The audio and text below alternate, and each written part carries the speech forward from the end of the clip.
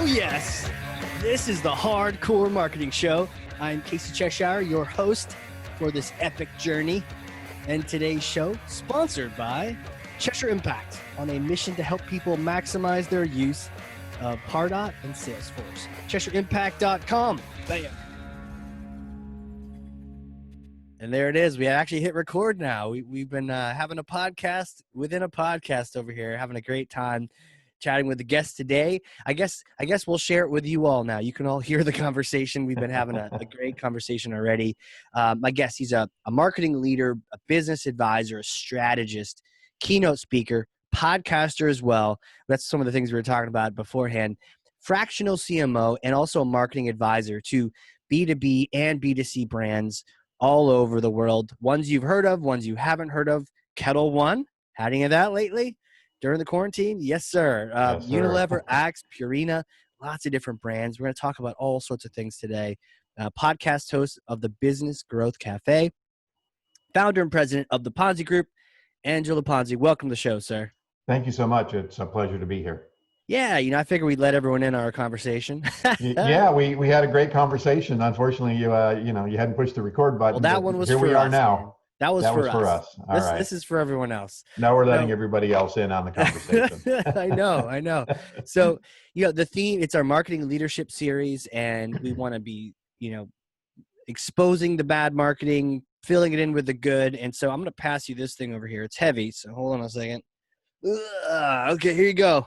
Oh, look at that. Thor's hammer. You got it? I love it. Yeah. Got it? Okay, take Thor's hammer and smash for me some kind of marketing myth, bogus strategy, misconception that drives you crazy, and set the record straight once and for all.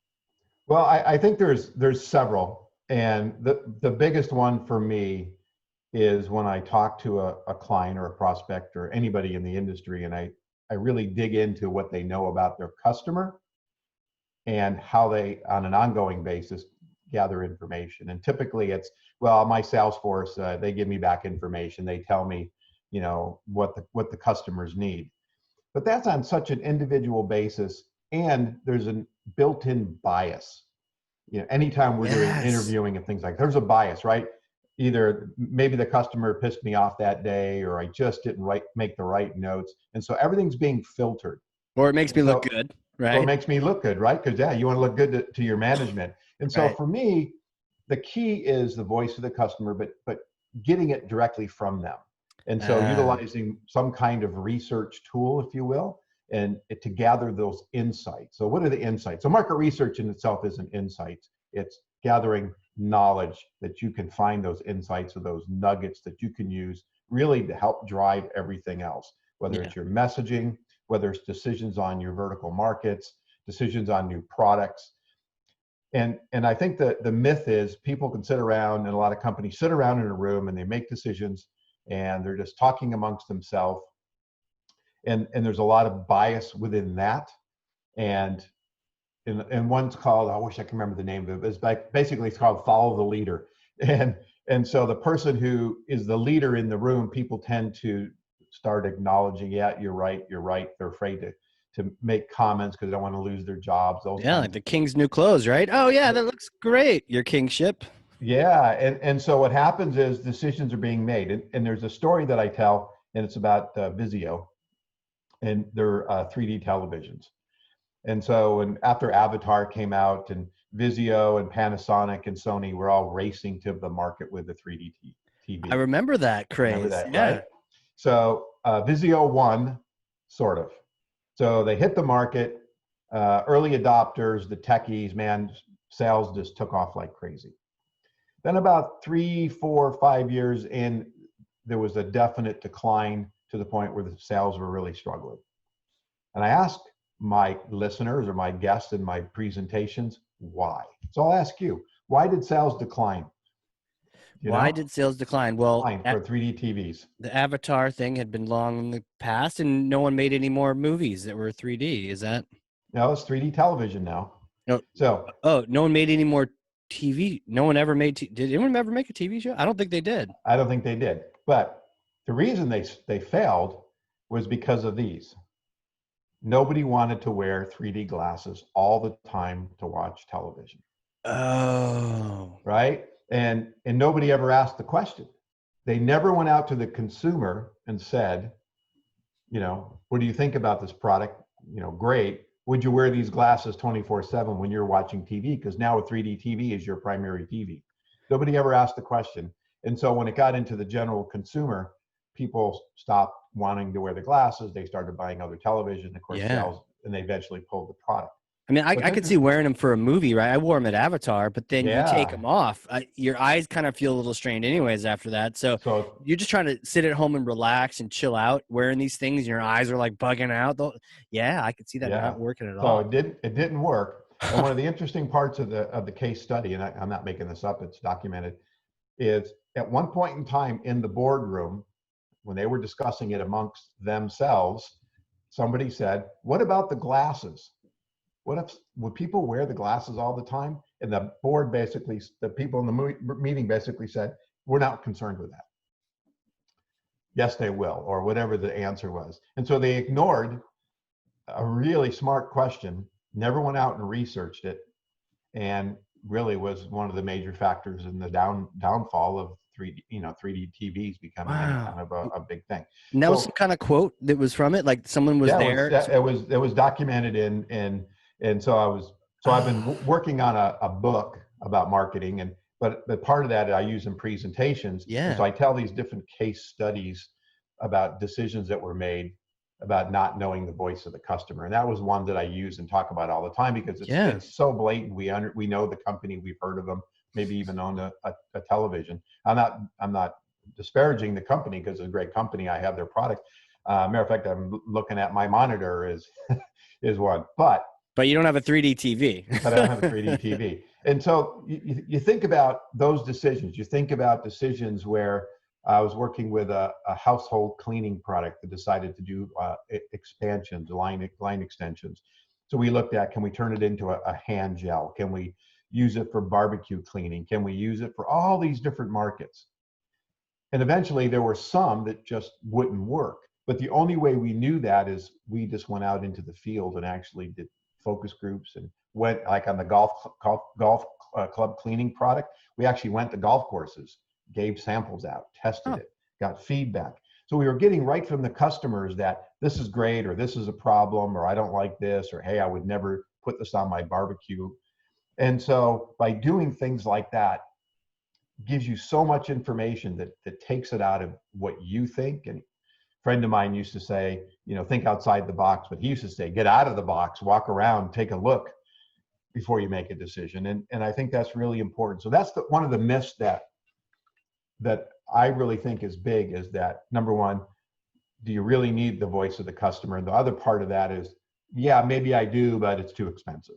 And that's the ultimate myth. That's the not getting the voice is the result of somebody saying it's just too expensive, right? But it's really not. I mean, take too much time or too expensive to have too much money. Yeah. And I think we all kind of get how important it is, right? We should. You should know how important it is, but so many companies make decisions without ever going to market. I mean, if you're doing one-on-ones with customers, and those are typically 30-minute, 40-minute kind of interviews, you only really need 15, maybe 20, depending on if you got different segments that you're looking at.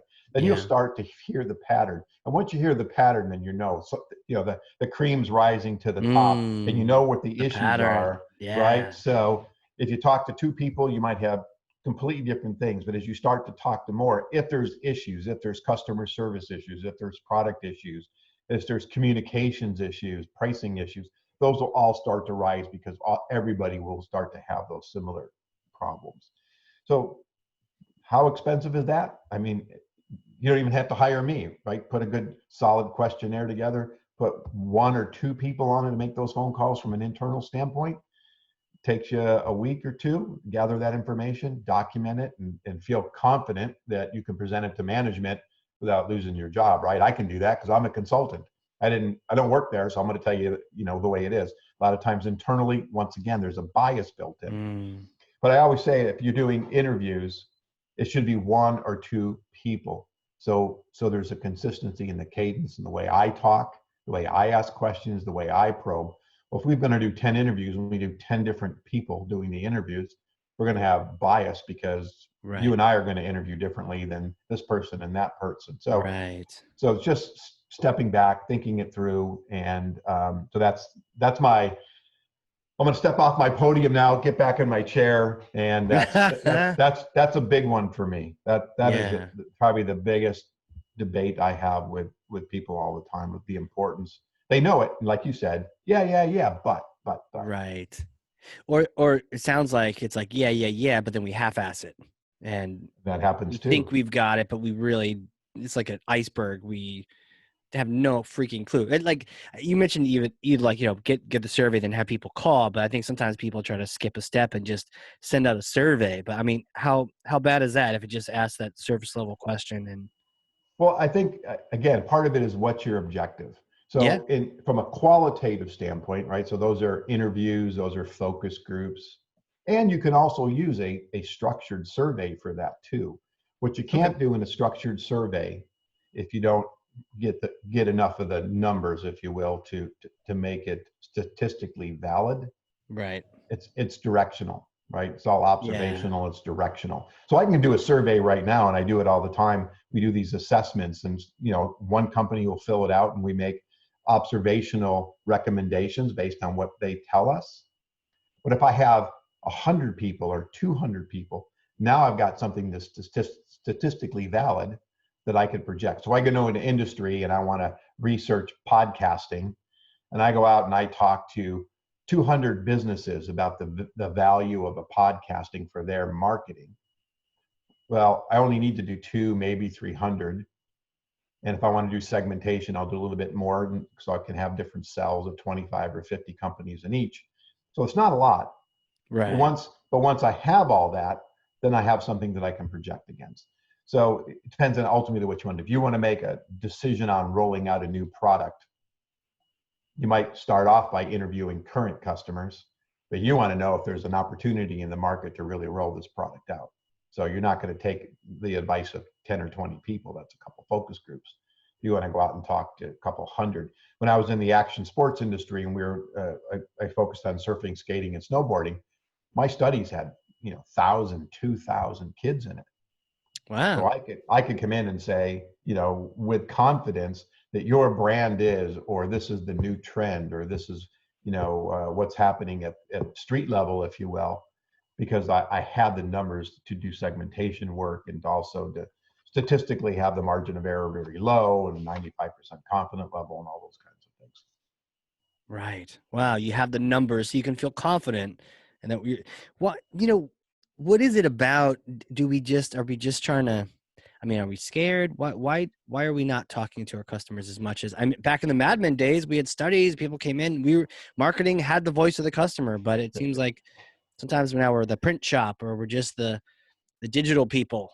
Well, the bigger companies have to, right? Yeah. There's guidelines. So when I did work with Purina and Unilever, they have to hit norms, or they can't release their advertising.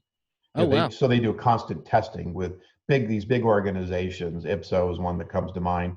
So they go through these norms, they go through these testings, and they get report cards. And if their advertising does not hit those norms, they can't release it. So they're back to constantly doing it. So it's so once they hit those, but when you start going down in the medium size, especially smaller businesses, they're not going to go through that process. They're not going to do any testing, right? They might think doing A/B testing is their market research, right? Let's test the headline, see which one. And so that's ingrained in us now as we've gotten more and more and more digital. You can do it in a moment's notice, and that is true. But Yeah. that's testing, but it's not pre-testing. I worked with a large financial institution, and they had 4 TV commercials, and we copy tested 3, but not the 4th. And their attitude was, well, the first 3 tested well, the 4th one followed the same strategy. We're going to save ourselves. Delivery was like $15,000. This is a huge organization. Jeez. So they ran them. The one that didn't work was the one they never tested. And I think their budget was like maybe $5 or $6 or $10 million behind just that commercial. And so they basically pissed it away because they didn't test it. And so it didn't resonate. It wasn't relevant to the customer. And they had to go back and fix it and go back out. So they took a shortcut. to your point. So a lot of companies just say, you know what, it's going to cost whatever, $10,000 to go out and really do a solid market research study. I'd rather take that money and just stick it in advertising, or, hire a new graphic artist, and, we'll figure it out as we go along. Again, for me, that's the wrong attitude. It's worth the investment. I would always say to companies, if you take just 10% of your media budget and invest it in market research, we could probably make the 90% spend like 150%, because now we're much more targeted. We understand the motivations and the behaviors, and we can really drill down. But I mean, to some degree, social media and PPC and PPP, right? PPC, right. Yeah, for sure. And Facebook ads. We can go on. You and I could go on right now and create a Facebook ad and put $50 behind it. And, sure. So it's, why am I going to test that? Well, because typically $50 isn't going to buy you a whole lot of audience. That's true. So you're still investing a lot of money, but the idea of going out and spending even a few $1,000s on testing doesn't seem to relate, especially in the small and the kind of the lower end of the medium-sized businesses. Mm-hmm. I think we get in the small world, we can do a little too much of that quick start where we just sort of launch and go, and a little moment of planning, just a little bit planning what we want. I like how when I asked you a question, your thing was like, what's your objective? All right, what's your goal here? The answer may change depending on what that goal is. Yeah, and I know you've heard the phrase, right? Working on your business and not just in your business. Yeah. And and I'm a small business owner. As a small business owner, and again, medium size, we tend to want to, be in it, right? How do I make that phone call or generate that lead or whatever it happens to be? So actually stepping back. Hey, I'm guilty of this myself, but stepping back and sticking a whiteboard up and really thinking things through as, why am I doing this? What's my ultimate purpose and goal of trying to achieve this? And a lot of times it's not about a sale, right? It's about awareness building. And you mentioned I have a podcast. So on my Google page, I set it up that if anybody goes to my page on my website and spends any time there listening to a podcast, I count that as a conversion. Right? I don't make any money, but at least I know that my marketing to promote the podcast is working in a sense. I have other things I look at, sure, but that's one of those conversions for me. Do I make money? No. Can I eventually, do I know who's there? No. But if I continue to see my numbers go up, or people, again, as we were talking earlier, start, trying to get on my show, and they said they heard it and think they're a good guest. So it doesn't always have to be about generating a dollar. And that's the other kind of thing I get into, another myth. Yeah, smash away. Is return on investment. It's always about, if I invest $1, how do I get $2 back? So, and my point is that absolutely that's what we're always after. But every tactic can't be necessarily a revenue generator, because it's about integration. You and I talked about, I'll call it another myth, right? But silver bullets. Right? There's no silver bullet in marketing. It's about integration, right? Right. Have silver bullets. You're pretending you're the Lone Ranger, or you're doing a werewolf hunt, because one tactic will not solve your problem. It's about integration. It's not only about integrated marketing. I like to also say it's about integrated thinking, right? So it's not just about putting a whole bunch of tactics together. It's about understanding your customer's journey, understanding, their personas and who they are, and what kind of, how they consume information, the types of information that they want to consume. And then therefore, with your integrated program, you're figuring out how to reach them on their journey, where they're at, whether at the top of the funnel or the bottom of the funnel, and you're serving up that information as they need it, whether it's videos or white papers or case studies or downloads, whatever. Again, but if I was only doing social media to these folks, and it stopped there, I might have built awareness, and I might have even driven them, depending on what my product and service is, right? I'm not going to get a big whole bunch of people converting and buying my services on a Facebook ad. Sure. But I use Facebook all the time to promote the show, to promote other things that I've done, ebooks and stuff like that. Again, just trying to build awareness, and thought leadership is kind of one of my objectives. So if you really look at knowing the customer, that dovetails into the silver bullet aspect, because now you have a better and clearer picture of how they're moving through their consumption of information and buying products and services, right? Building awareness. So those are really two areas that I think are really important to spend time working on and thinking through, and not getting right to the tactics, which is the other areas. Like, hi, Angelo, I hear you're a marketing guy. I need a website. I need a social media campaign. I need a brochure. Well, who are you targeting? What are you trying to say? There's, who's your competition? There's a lot of stuff at that, I call it the 30,000 foot, right? Let's start at the top and work our way down into what we're trying to do, as opposed to saying, I'm just going to throw out stuff and then we'll work our way back up. And it may or may not even be the right messaging, the right targeting, or anything else. So that's the other thing that I think a lot of, especially in the small businesses, is this, the pressure to generate leads and revenue far outweighs the strategic aspect of thinking through things first. I mean, what kind of mess do we get in when we start designing everything so that everything has to have I love you said, everything can't have a dollar sign associated with it. Because if it does, you become like you like the sham wow guy at that point. Everything you're trying to sell, everything you got, it has a string attached to it. Right. Buy this $49.95 and we'll throw in some Ginsu knives. Right. I think that the downside of this is it becomes so focused that if they don't see that return. So I had a prospect call me last summer, and it was a software company they're getting ready to launch. And so in our conversations, we laid out a bunch of different strategies. But part of it started with us really understand your product, your service, your differentiation from your competitors, right? Because if you're saying we have X, Y, and Z, and they have X, Y, and Z, and they're already in the marketplace, if you're brand new, well, why would I even try you? You're going to give me a better price. Does that mean you're a discounter? Does that mean your product's cheaper?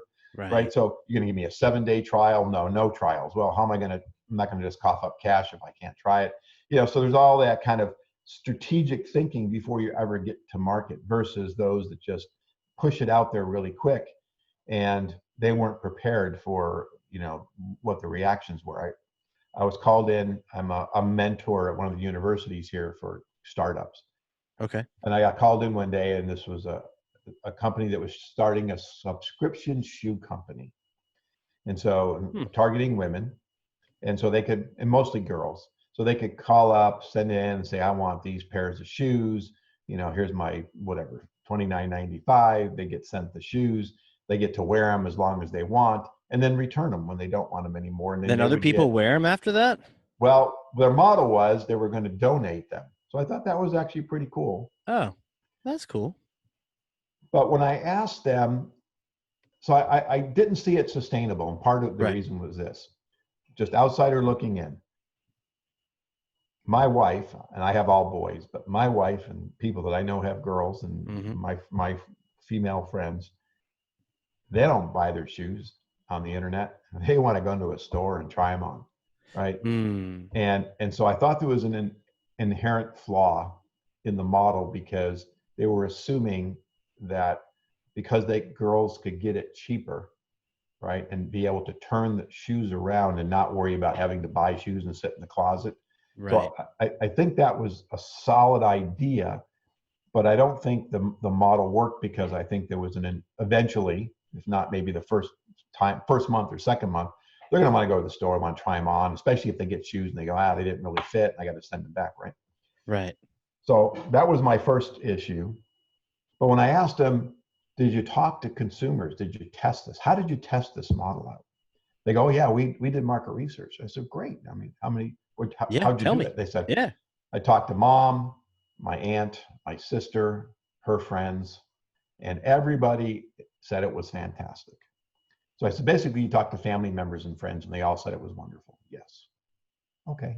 Did you talk to anybody outside of family and friends? No. Okay. I said, well, I would highly advise that you do that because here's why. People that don't love you. Yeah, people that don't love you. And they didn't. And then they took what minimal budget that they had and hired a high-end fashion PR firm out of New York and ate up the budget really fast. And the model unfortunately did what I thought it would do, and it just didn't work. And 6-7 months later, they were closed.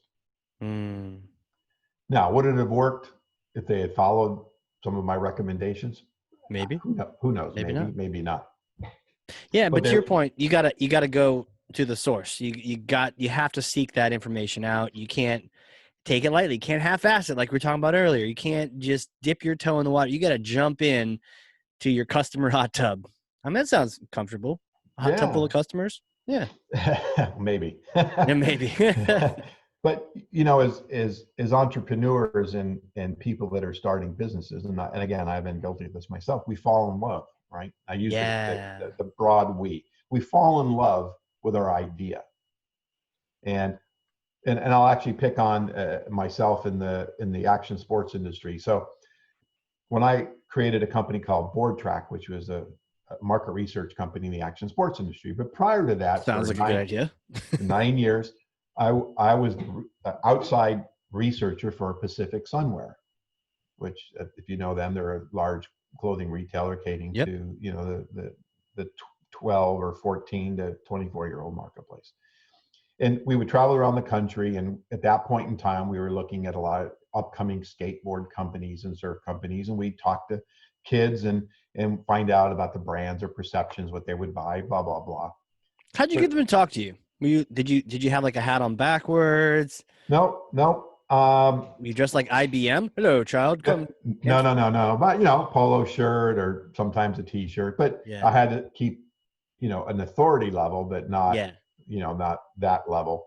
And I would just go in and just be very relaxed, and we'd feed them pizza and there you go. Sold. Another trick I used to put them up, give them candy, keep them high, right? So about hour in, we feed them some M&Ms or whatever, so the sugar level would come back up. Only backfired on me once. Where I had to actually shut the group down because they got way sugar high and they were just going crazy. So I had to close the group. Yeah, it was totally out of control. How old was everyone? They were on average 14 to Got 17. it. So you just had a bunch of teens in there, and you gave them all sugar, and they just went goofy.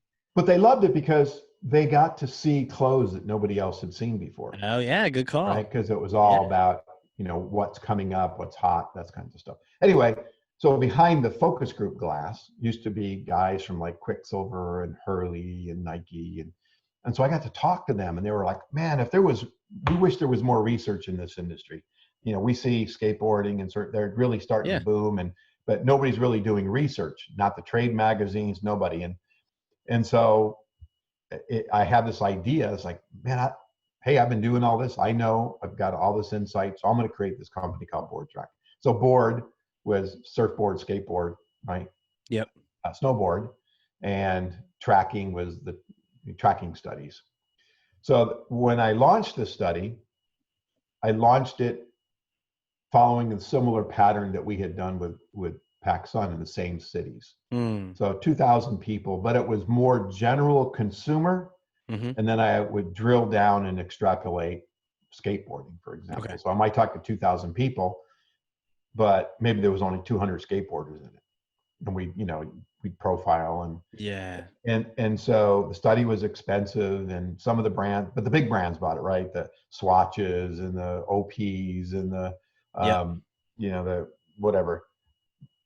But the skateboarding brands weren't buying it. So I was sitting in a meeting with one of the skateboard companies and showing them, and this is what happened. He said, look, until you talk to 2,000 skateboarders, I'm not interested. And so they all got up and left. But the CFO came over to me and said, look, I love what you're doing, but they're right. To be in this industry, you have to really just focus on the endemic, not the non-endemic, right? So people who don't skateboard and trying to figure out, but work the other way out. And I said, well, that's in our business plan, but not for a couple more years. And he said, if you really want to be the guy in this industry, you got to pivot. So I talked to my partner at the time. We literally shut down and stopped the big national studies, general consumer, Yeah. because I was competing with other brands and focused strictly on surfing, skating, and snowboarding. And so that's what Wow. we did. We had 2,000, 1,500, and we were able to really drill down. But I had fallen in love with what I had done so much that it was a struggle to. It's like, how can you not see it? I'm arguing my points, and how can you not see this information is valuable? And we'd argue back and forth. Well, it is valuable. It's just not valuable to us because I need skateboarding. I need to know about the skateboarder itself. And so we pivoted and started doing that. And it took a few years. The very first time I presented in the skateboarding industry, there was at one of the major shows. It was the first seminar they had done in years because they typically have failed. So they did it at lunchtime. They offered a free lunch. I still don't know to this date if it was the free lunch or me that brought all these people. And there was about 500 people in this room. No kidding. But all sitting arms crossed, legs out, these naysayers looking at me going, who in the hell is this guy going to tell me about my industry? Man, and I could see it on their faces.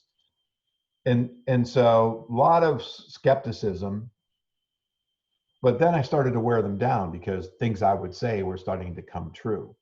And I think that for me, the big aha that I had something is one of the major skateboard brands, a shoe company, ran a big ad about 6 months into my studies in the major trade magazine and said, Board Track said, XYZ is #1 in the industry. And that was a trigger point. Now everybody wanted to find out where they stood in my brand surveys and dig into it. And so that company went about 13 years. Wow. And it really changed. And eventually I sold it, but then I came back to help the people that bought it because it started to fall. And it really, when it got into the recession in 2010, 2011, is really when they decided to shut it down because they weren't spending money on research. They were barely staying afloat. Right. They were having all sorts of other problems. So the people that owned it said, we're gonna kill it. And the trade magazines actually called me back in 14, 15, and 16, and I helped them do it internally. And cool. And then just, I just didn't want to play in that industry anymore. So that's a long-winded story. I forgot where I was going with it, but it was about falling in love with your own product. Because I would always have a hard time believing that people would not believe in it and that we were always right in the way we were doing things. So I was stubborn, and it took a while for me to say, okay, quit thinking what you think is the best. Frankly, I don't skateboard, I don't surf, and I don't snowboard. So I'm talking to all the people that do. So you've got to understand who the consumers are, which I'm talking to, but you have the people that I'm selling to and understand their needs and wants and make those changes in the way we would market to them. And I think that's what helped propel the brand to be successful. Such a good point about, whether it's ego or whatever it is, to just take a step, biases that you may love your thing or you may hate it, but people may like it. And if you're not the customer, then, you need to hold off your judgment on it.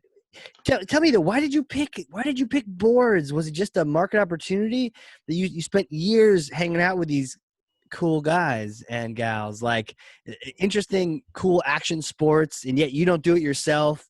Was there? It was that time at Pacific Sunwear. I thought it was really cool industry, and I enjoyed that environment. Yeah. And after all those years, kind of felt ingrained with it. So. But as a business person and a marketer myself, when I heard them say, we wish there's a gap in the market. And I went, there's a gap, there's an opportunity gap here. Nobody has done this. And actually the story is in the early 80s, there was a guy, his name was Steve Sakamoto. He used to walk up and down the beach in California, and he would interview people, and he put together a report called Beach Report, Beach Survey or something like that. And that was the research in the industry. But when he passed away, there would be from there was like a 3 or 4 or 5 year gap. And then one of the magazines, I think it was Surfing, tried to do a similar study. And they actually kind of followed my original model, but it was really expensive. I mean, it cost a lot of money to produce. Right. And it was really expensive. It was like $6,000 or $7,000 a report. Well, this industry wasn't going to buy it. I already, I proved that with myself. And so they sold like 3 or 4 or 5 of them, and they stopped doing them. Okay. it was 10 years later when I came with mine. So the industry is kind of trugging along, and it was just when I was getting involved that it just started to really make that upswing with, you know, millions of people skateboarding and stuff like that, and surfing, and so looking at those trends, I mean, the average. So, you know, one of the interesting parts is the average life cycle of a skateboarder was only 10 years. They got in around, let's say, 12, 13, 14, and around 16 or 17, they stopped skateboarding as often. They stopped buying the equipment. Well, there was a real reason why. It's because they started driving. Oh, yeah. Right. So because skateboarding, we see skateboarding, we see people doing tricks and, you know, the skate parks. Yep. But skateboarding in a lot of areas, and for most, is also a form of transportation. Yeah. Right. So you don't need transportation anymore. So a lot of that impacted what was going on. But then we would also now start seeing an upswing in surfing and snowboarding. Why? Because they could get in their cars and they could drive to the mountain, or they could drive to the beach. Interesting. Right. And so obviously in the Midwest, there's no beaches. So obviously surfing is not really big, but in certain places snowboarding would be. So we were able to track all that interesting data. So that was, for me, that was the cool part. It was about the nuances of the information. I'm a marketing geek, right? I'm a research geek. So really digging into that data and being able to say, here's how where the brands lie. And so the reports and presentations we used to give were pretty data loaded. People used to come and just film my stuff, getting all this free information. But it started to became valuable to them. As a matter of fact, my relationship with one of the big brands was nothing more than helping them figure out the size of market. Oh, was it worth it for us to play in? We used to meet with one of the big investment companies. Would fly in once a quarter, and we meet with them. And I'm not going to say their name, but we would meet behind closed doors and give them updates, because they were looking for acquisitions and investment opportunities. And so they'd always say, who are the big brands, who's coming, you know, what mistakes are they, that kind of stuff. So it was really cool. It became a real marketing engine. And that also led to consulting projects for us.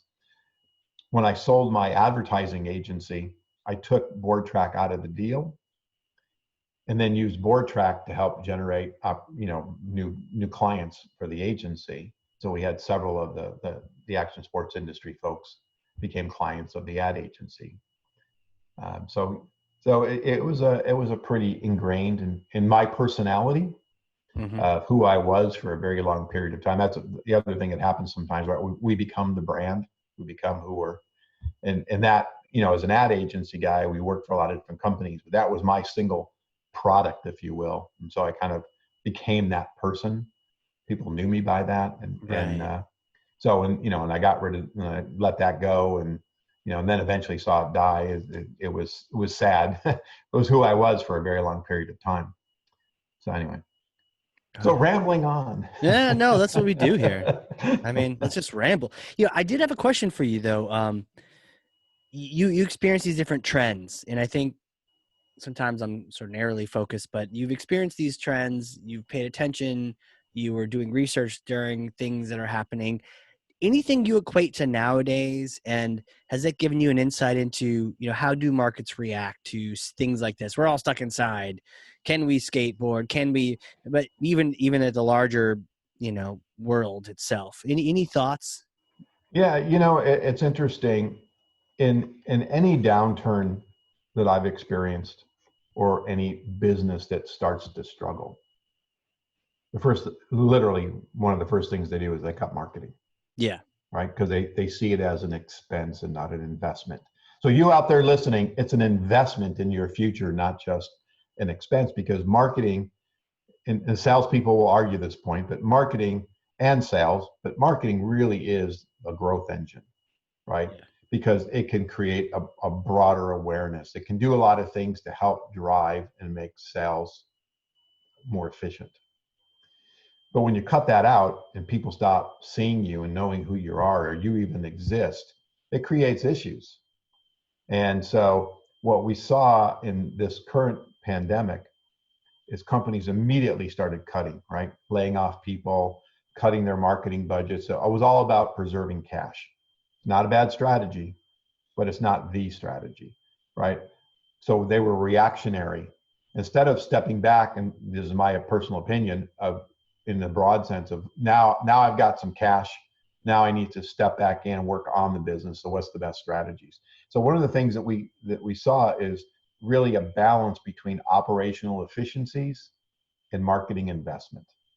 So I wrote an article recently on this very topic about what happened in the 1918 pandemic, the Spanish flu, what happened in the 80s recession, the 90s recession, and the 2000 recessions, and what happened to companies that just cut versus what happened to companies that made investments, and what happened with companies that get a balance.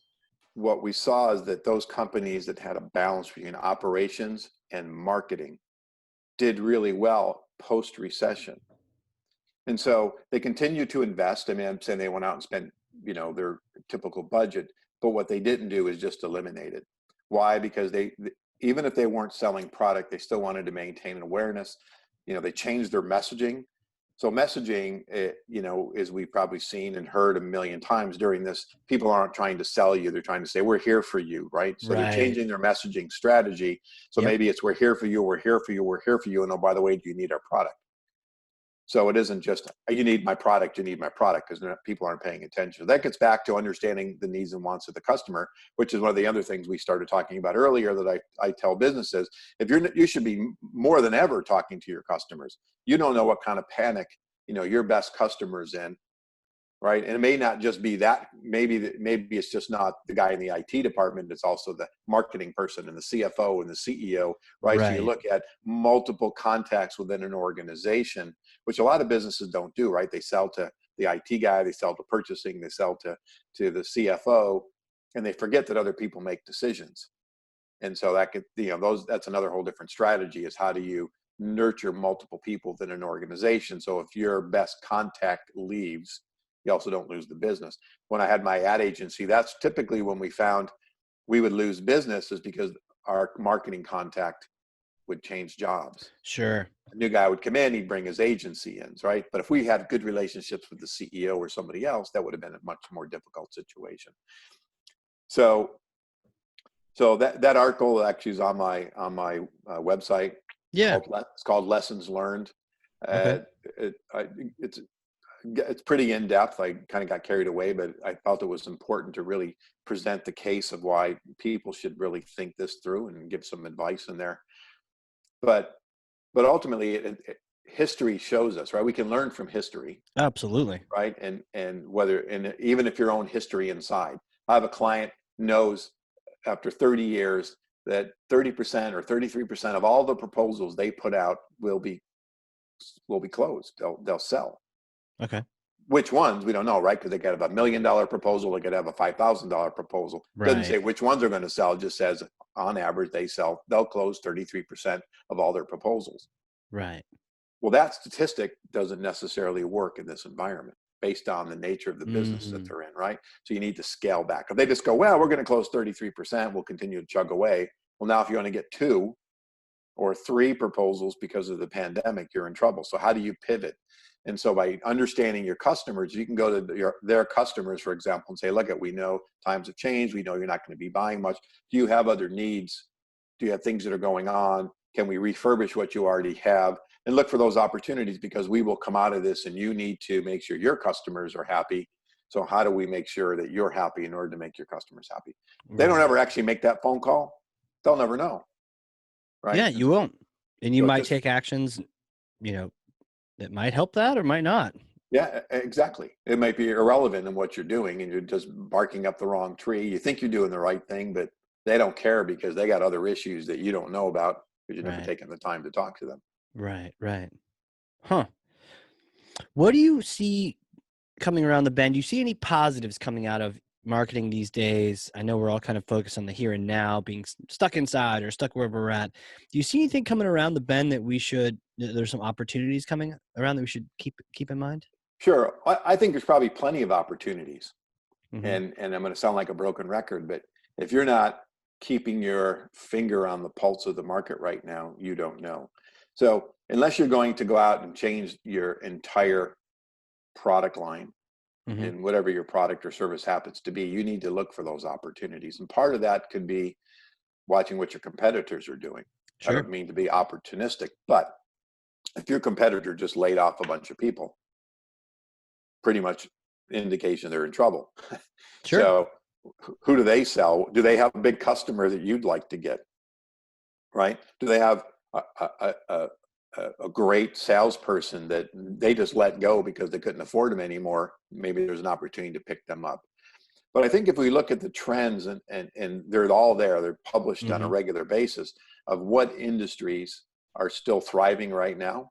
Do you have something you can start to sell and market within those industries, or match something? And then look at the predictions of how it's going to work. Do I think that, states are starting to let people go to restaurants and do all those things? Do I think there's going to be big gatherings in the next 30, 60, 90 days? I don't. Right. Even if they open up, I think there'll still be a contingency of people that will be hesitant.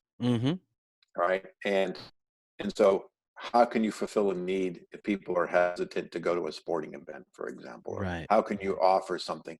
So I think it's really just digging in and understanding, and maybe there's acquisition opportunities, right? So companies that have gotten themselves into trouble, hey, you want to pick up a new product line, you could create one, but it might take a couple of years to roll it out versus buying one. Right. And so I think that we're going to see that come back. I think there's going to be a hesitancy in the fall when flu season kicks up again. Right. So I think we're in this for a while. And so how do you adjust and modify your business to prepare for the future? Right. Right. Everybody's surviving today, and some companies are thriving. So, but, based on your product line, based on your services, what are those? And I recommend to a lot is let's do scenario planning. Yeah. What if this happens? What would be our strategy? What if this happens? What would be our strategy? And so you basically map this out. Let's, back to marketing is like, marketing is warfare, right? There's great books that make those correlations. And this really is, you're doing strategic planning and what if scenarios, that if this happens or that happens, what's your reaction? It's like crisis management planning. Nobody planned for a pandemic, right? They planned for food poisoning or, getting bad aspirins or whatever it happened to be, right? And you look at all the kind of the natural crises that have happened in the PR firms that jumped in to handle the crisis. Nobody planned for this. And so they probably will in the future. But if you take that kind of same strategy and put it into what ifs in your marketing and your business scenario, again, you can start to create. So if you start to see something go in one direction or the other, you've already got some kind of established plan, if you will, and direction. So as opposed to saying, oh man, look, if there's a shift, well, now we got to start reacting. And if I planned and you didn't, chances are I'm gonna bury you. That's true. So people need to be really strategic now to plan for the future. I don't know what the next wave's going to be. We know, I think what we're doing today on this visual podcast and Zoom meetings. I've been on, I can't even tell you how many Zoom meetings I've been on with 50. Me too. People, right? Yeah. And what's going to happen there is companies are going to say, well, my people were productive during this time. We already know, or studies are coming out that people are already saying, they're seeing productivity increase by people being at home. So am I going to take you and put you back in a high-rise building that's costing me, $750 a square foot? Right. I'm going to think twice about it. Right. Versus I can leave you home. You're going to be happier. You're already showing me you can be more productive. And so I think that it could impact the real estate industry, commercial real estate industry, certainly the travel industry. Why am I going to hop on a plane to go see a customer in New York? I can just dial them up anytime I want. I'll do a quarterly visit, not a monthly visit. Right. Right. So I think we're going to see some major shifts in the way business is conducted. Yeah. Yeah. Poor Delta. I was looking at their stock. I'm like, oh, you guys. I know. I'm a fan, but I want them to do better. Yeah. I actually bought some the other day on a whim. And based on something I read, and it went up, and I was like, okay. And then I woke up yesterday, and it was down, and it hit my threshold, so I sold it. Oh yeah. Yeah. So, those are kind of just kind of some mad money, if just kind of Yeah, playing right. around. I've had some good luck with some and not so good luck with others. Right. Something that becomes a finance show. Yeah, exactly. That's awesome. The one I made a bunch of money on was Peloton, Oh, actually. well, yeah. Right. Yeah, Yeah. that was great. People And I can't own go a to the Peloton. I gym. bought a Peloton. I can't go to the gym, and we actually canceled our gym membership Yeah. because we were going to the gym to ride spin bikes. Well, Yeah. now we have one here, so I don't need to go to the gym to do that. And so yeah, so again, there's an example of looking at the market, Yep. whether that's an investment, but if we look at what's happened with Zoom and the webinar packages and the seminar packages and the home exercise equipment, home delivery, um, those are trending now. Now, can they carry that? Have they now become disruptive? When people Right. now go back to the gym, will Peloton sales and those kinds of home equipment, will they dip or they continue? Because people are still on, I'm not going to go to the gym. I saw a commercial today talking about getting back to business, or maybe it was on the news show, and they're in a gym and everybody's spraying it down. Well, you spray it once, that's great, but now I've just sweated. I don't, person just before me, I don't know what they had. Did you clean it, before I got on it?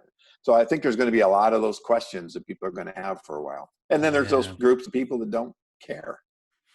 Yeah. And then the question really is like, what's the long term too? Because give people enough time after 9/11 and they're flying again, how long after this thing, and may not be right away, are people not, can we hug each other at some point? Are we going to shake hands at a conference? Well, we've proven resilient, and 9/11 is a great example. I mean, people did not want to fly for a long time. Yeah. Now we don't think twice about it. Right. But now, we're just talking to some friends of ours who actually hopped on a plane to New York. They were, like 2 of 10 or 15 people on the entire plane. Jeez. So some people are doing it, right? You're looking at airports that are completely empty, or like you said, the airline stocks that are just going down the toilet. Right.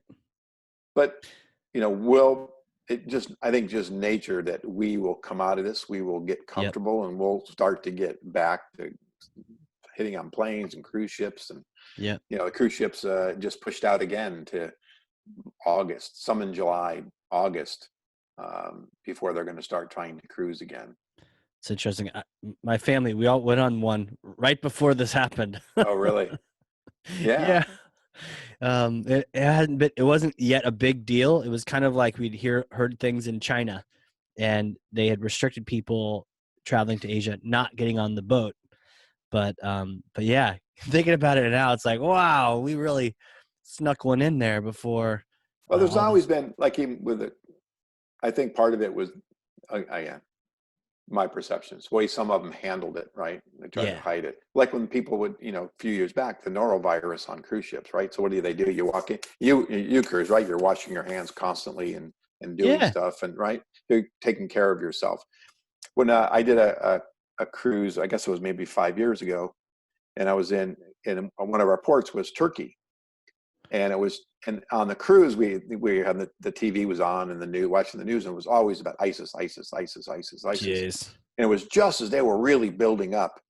And so we were probably within months of being the last in this particular line, getting into Istanbul and Ephesus, right? Because they started pulling out because that's where things were going on. It was getting to be a hotbed. And so forget the virus, the pandemic, right? We were looking at something else that was going on in the world that was scaring us about, being in that part of the world. Right. And so but 2 years later, what did I do? I hopped on a cruise ship and went right back to that, that area of the world. So we're resilient people. We've shown that over the years and over the centuries, and this probably won't be the last time this happens, and maybe not our lifetime, but others. Yeah, for sure. And these things happen. It's like how we deal with them over time, short term, middle term, long term, that kind of thing. Take us back to like little Angelo days. Did you always know you're going to be a marketer and a cool one at that, because you're hanging out with skateboarders and surfers, and what was it like? Where'd you grow up? Well, I grew up in upstate New York. So the farthest from a place of being cool. Right.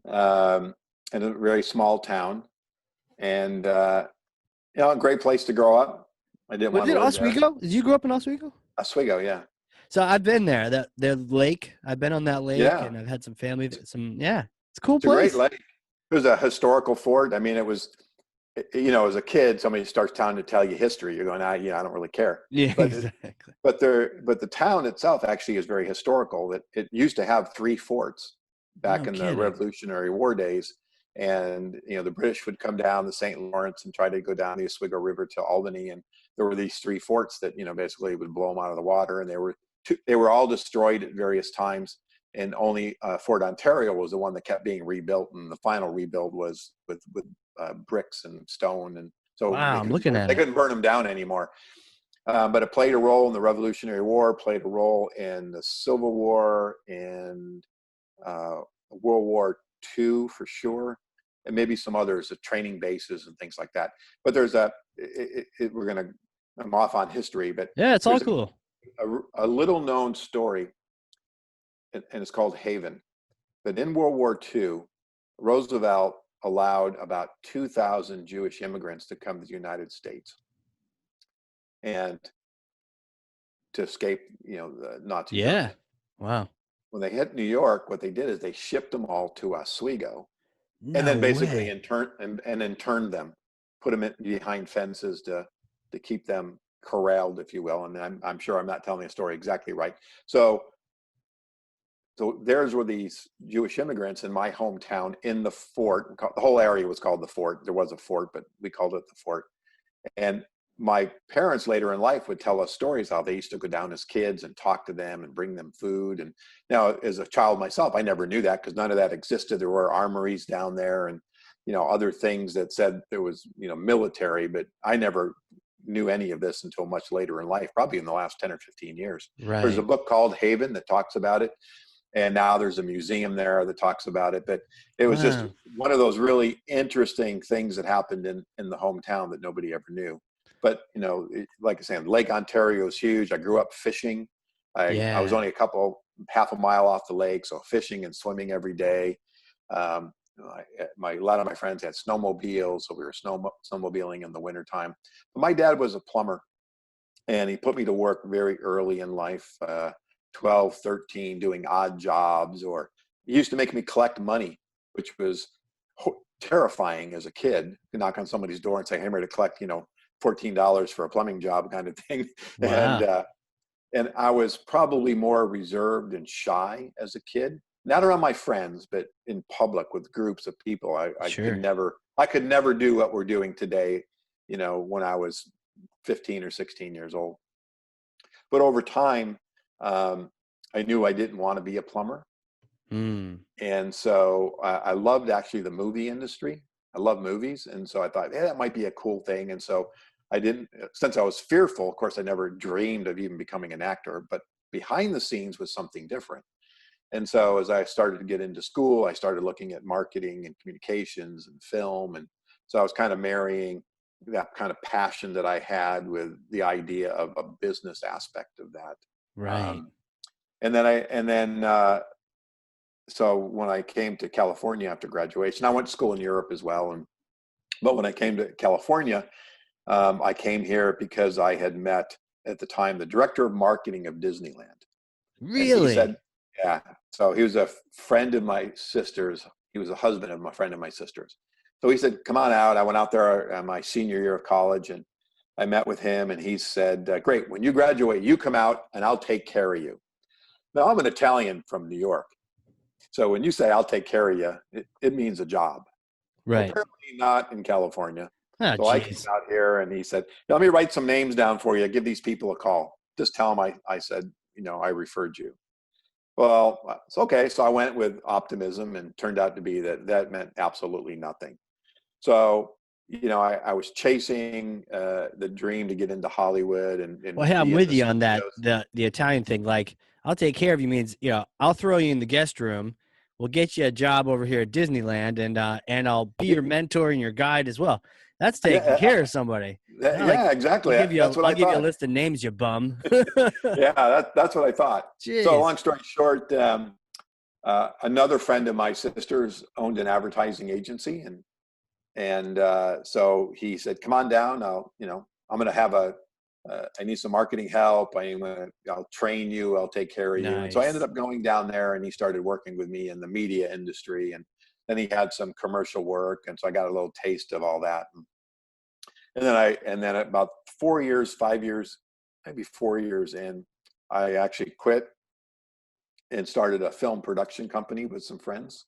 Oh, wow. And it lasted 8 months. And for a Was it a while, fun 8 months? in the beginning, because once we got going, we were working all the time, but not even working. I was working maybe 10 days a month and making more money than I had made. Wow. But then they were older than me, about 20 years older, and they started losing interest. Now they started waiting for the jobs to roll, and they weren't being as aggressive. And anyway, Yeah. the thing imploded 8, 9 months into it. And so that was a big lesson. I learned a lot about business, running a business, what it took. From there, actually, I worked with a friend of mine who was a copywriter, and we started writing TV scripts, trying to sell some TV to the movie, to the networks. And we got one pretty far, but it was expensive. It had multiple set locations. And at the time that they were kind of watching their budgets. And so it didn't go anywhere. Now it wouldn't even make any sense, because it was about the banking industry, and now people, it was called bankers hours, right? It was a time when bankers used to go home at 2 or 3 o'clock in the afternoon. The banks would shut down. And now, of course, that doesn't exist anymore. Right. So the concept doesn't work anymore today, but it was actually a pretty funny show. We were pursued it for a long time. But then I went back to the advertising business, and then eventually went corporate side, and then started jumping back and forth between agency work and corporate side, and eventually decided that, why am I doing it for other people? I can do it for myself, and started a consulting firm working with advertising agencies. Nice. And then about 3 or 4 years into that, I converted it to a full service advertising agency. And 10 years later, I sold that, and then worked for another firm, the people that bought us, for about 8 years. And then just as the 2008, 2009 recession was coming in, they decided our lease was coming up, and they decided to preserve some cash and move us to the corporate headquarters. And a bunch of us decided not to move. Got it. Yeah, that makes sense. Yeah. So Man. that's my life in a really short period of time. And I've actually podcasted on my early days with my dad. And my dad was a plumber, so the podcast is called Lessons Learned from the Number One Plumber in the Number Two Industry. What's the number one industry? The number one plumber in the number two industry. You get it? Oh gosh, I get it. Oh gosh, totally get it. Yeah, I've been told most women don't get it. Everyone got it before me, I'm sure. I love that. So you like podcasting with your dad, and you talked about the old days and things you guys. Well, no, my dad has passed, but I told the story about the business lessons I felt he was teaching me, real or I don't know, maybe they weren't, but I've equated different things that he did, like going out and collecting money. Right? Show me the value of what a dollar meant. Show me that you can be in business, but if you can't get the money, then you're out of business. That's right? True. When he expanded outside of his comfort zone, so he's a plumber, now he starts a restaurant. So the lesson I took away was, stay in your lane. If you're going to move into new markets and go on beyond your business acumen, if you will, you better have the people that can help you do it if you want to invest. But my dad invested himself, so his plumbing business was suffering while he was off trying to be a restaurateur. And he had partners, and they all, high-fiving each other, as many partners do, and they love each other. And then 6-7 months, about a year into it, I guess it really was, they were fighting tooth and nail. People were quitting, being bought out, and it was the whole thing imploded. At one time, he expanded too quickly, and he took on these giant jobs, which took him out of his hometown, and traveled around New York State, doing really well, making a lot of money. But when those contracts ended and he came back, his business had gone, had suffered because they didn't want to work with the guy that was there helping the helper. They wanted my father. So and they couldn't get a hold of him. They couldn't see him, right? There was no cell phones or anything like that. So his business suffered and people took advantage of that. And we talked about that earlier, right? Watch what your competition's doing. If they're not servicing the market or they got issues, it creates an opportunity gap. Well, my dad created an opportunity gap for his competitors to steal his customers. And it took him a while to get him back. Why? Because he was off pursuing and to the next growth level, but he didn't work on the business enough to know what was going to happen when he left. So those are the kind of stories I tell. Yeah. But I equate them to business, which has led me to work on a new book, on that, lessons learned kind of thing. So so I'm trying to tell those stories of my father and things that he had me do that I probably didn't like. And I know we had a lot of arguments about them, but, many years later, I can say, okay, that made sense. About perseverance, about having passion for something.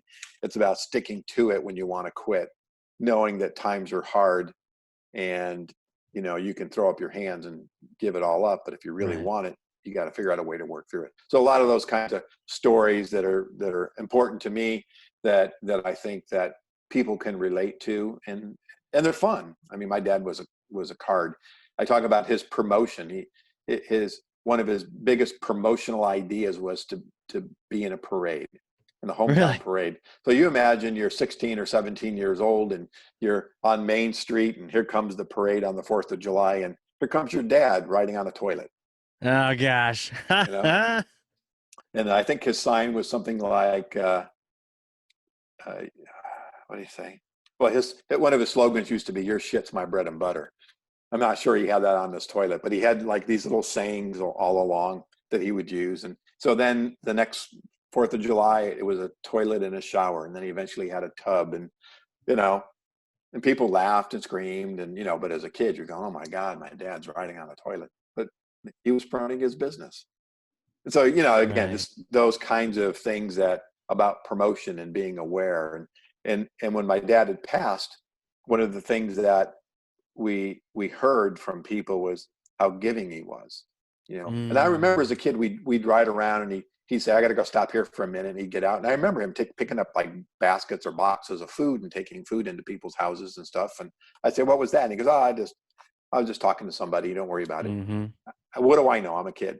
Well, it turned out to be, he was always making sure that people didn't go hungry and taking care of folks. Really? And we never knew that until, obviously he passed when people would tell these stories. Yeah. So anyway.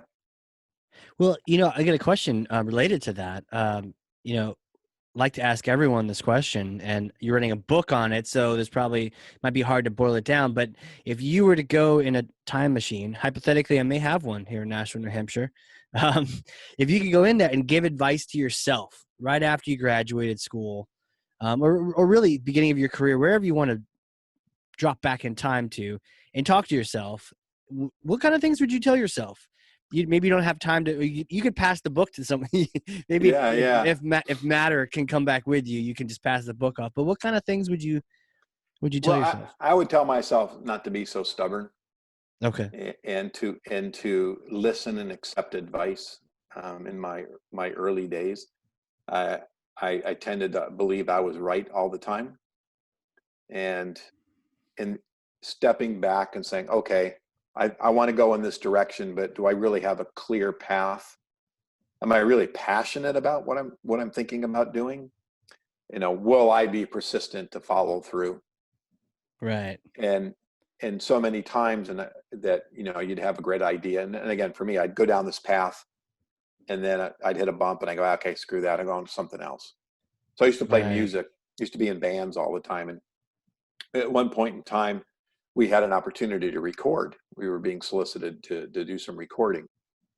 And half of the band just refused to do it because they were, again, older. They were older guys than me. We were playing 50s music and they were about 10 to 15 years older. And I was a young guy. I didn't even know I had to listen to records. I didn't know what this music was, but we had an opportunity to play. And it was during like when Stray Cats was playing. I don't know if you remember that band, but they really kind of made 50s really popular for a while in the I think it was late 80s, maybe early 90s. And so we had some people that wanted to record us. And so we fought over that. And those that of us that wanted to do it just acquiesced and said, forget it. Instead of saying, no, this is something we really want to do. And if you don't want to do it, we'll find somebody else. Right. So it was a dream to not to be famous, but hey, that would be really cool as a way to make a living. Let it go. Had some ideas in marketing that I thought would be a great program, but it became difficult to do, and I didn't want to put the energy in. Right. So even writing a book, I mean, it takes time, it takes energy, it takes dedication and passion. And I have another book sitting on the floor here that's 100 or 120 pages in, and it's been sitting there for 6 months because I think I got other things better to do. Mm-hmm. Yet I'm passionate about it, but I haven't been persistent. Yeah. So I think I think that would be, and the other thing I would tell myself is, don't do too many things at the same time. My wife harps on me all the time about that. It's not a new trait; it's a trait I've had. Right. So you're trying to juggle too many things. So what was that saying? I forget the first part, but basically you're a master of none. I forget what the first part. Sure. Yeah. The jack of all trades, right? Jack of all trades, right? Master of none. So I really think is about becoming an expert. So for me, the thing I've done is really focused on understanding my craft, not necessarily in a specific industry, but the craft itself, which has allowed me to be a consultant and work in multiple industries, and not trying to do too many things and knowing my limitations. Yeah. Can I develop a strategic plan, a social media and digital marketing plan? Absolutely. Could I implement it? Yeah, if I probably did a lot of work and figured things out. Do I want to? And is that a good use of me? No. So why go do that? Right. It's like when I created my ad agency, I had marketing, media, market research, strategic planning, PR, but no creative. All my creative partners were all outsourced. Mm-hmm. And the reason was I felt that based on my client base, it would be better to have access to all these different people as opposed to picking one or two creative people to try to execute across multiple markets. Sure. And that was a decision that I knew my limitations and what I wanted to do with the agency, and it was a smart decision. But I've worked in others where you partnered up with people, and they also didn't deliver and do the things that they say they were going to do, right, that caused issues. Right. So I think part of that is about just thinking things through, not juggling too many things at once, and if you start something and you believe in it, be persistent to follow it through. Right. Be persistent. Starting a business is not a simple task. There's lots of twists and turns and ups and downs, and it's easy to get thrown off or to throw up your hands and say, it's just too hard. Mm-hmm. No, it is hard. If it wasn't hard, then everybody'd have a business. Right. For sure. Yeah. Wow. Good stuff, man. Where can people connect with you if they want to reach out and say hi? Yeah. So the best place is LinkedIn. Okay. So I do accept 99% of people that connect with me. And also my website, theponzigroup.com, ThePonzigroup.com. So a lot of information there, my philosophies. I have ebooks up there that people can download. I do a lot of blogging. The one I talked about earlier, I also have one on tips for working at home, and all sorts of on Silver Bullet, my philosophy on Silver Bullet. So a lot of things we talked about today, I have blogs up there. My podcast is Business Growth Cafe, and you can find that on any major podcast platform or at thebusinessgrowthcafe.com, or actually on theponzigroup.com as well. It actually have a feed there, so you can listen or catch it in a lot of different places. I also have a YouTube channel that features a lot of the videos from my podcast as well. Okay. And that's really the best way to reach me. Yeah, there's a bunch of ways in that. And I would encourage people, as you're reaching out, don't be a goofy stranger and look like a LinkedIn spammer. Just say, "Hey, I heard you on the podcast," or something like that, so that he's happy to connect with you. Not like, "Okay, am I going to get a pitch in 48 hours from this address?" That's interesting, and I know we've got to end this, but yeah, there's automation tools like within LinkedIn, right? So, Yeah. hey, you look like a good guy. We got similar connections. Let's connect. And, boom, 3 hours later, 20 minutes later, 5 minutes later, I get a pitch. Yeah. And so if to the audience, if you use those kinds of tools, and I actually do use that tool, is you've got to build the relationship. You can't hit them with a sale, right? And so I look when I see somebody say, we're going to make you $1 gazillion in your new lead gen strategy. Well, I know that's BS. I've actually tested a few of these and not actually done them, but talked to people. And when I get on the conversations, they go, oh, we can't really help you. It's like, well, you didn't really do research. You're doing a lead gen thing, and you've picked me for whatever reason that I came up in your algorithm, but you didn't bother to. If I connected with you, you didn't bother to actually go look at me before you called me, and so a lot of those now I just go nope, because I know how difficult it is to market a fractional chief marketing officer.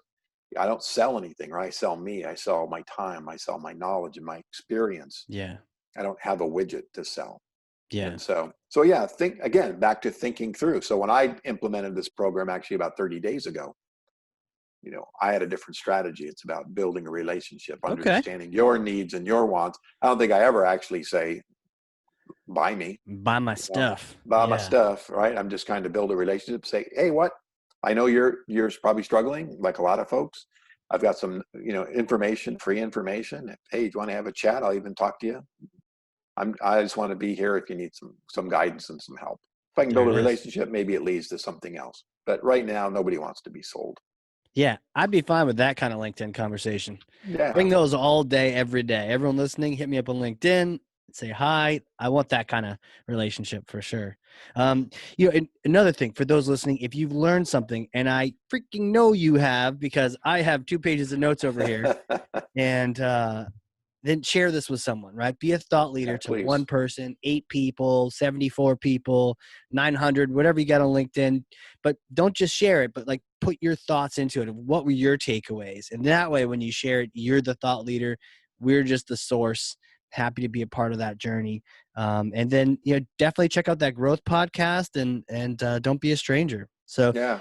Angelo, thanks again, man. This has been fantastic. I've just enjoyed chatting with you, hearing your story. Yeah, me too. Thank you. Talking Lake and talking forts and marketing and research and all this. Yeah, we covered a lot of topics, some off marketing topic, but I think all related somewhere in there. Yeah, it all sticks together somehow, some shape or form. Yeah, totally. Well, thank you so much. I really appreciate it. Yeah, me too. We'll have to chat again, post COVID and catch up and see how things are going. Yeah, I'd love to do that. Thank you so much. Awesome. For those out there listening, this has been the Hardcore Marketing Show. We'll catch you all next time.